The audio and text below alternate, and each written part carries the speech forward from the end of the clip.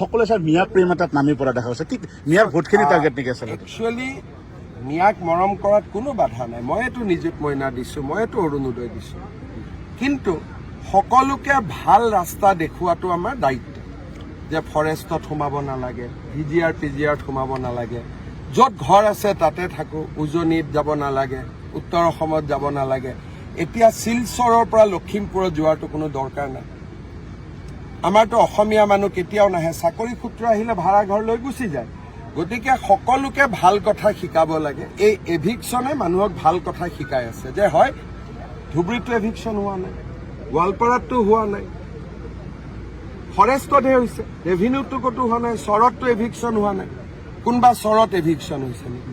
কিন্তু ফৰেষ্টত যে আমি সোমাব নালাগে সেইটো চবেই শিকিব লাগে।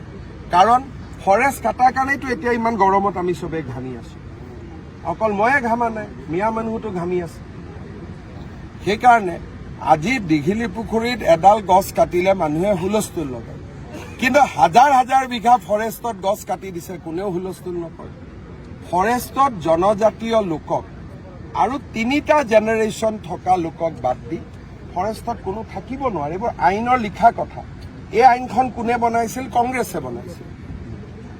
গতিকে আমাৰ কথাটো ভাল কথা। আমাক যোনে ভাল ভাবি ল'ব তাৰ ভাল হ'ব। যোনে আমাৰ কথা নুশুনি অজিত ভূঞা, লুৰিণ গগৈ, পৰেশ মালাকাৰ, হীৰেণ গোহাঁই ঘোঁৰাত উঠিব, তাৰ এক্সিডেণ্ট হ'ব।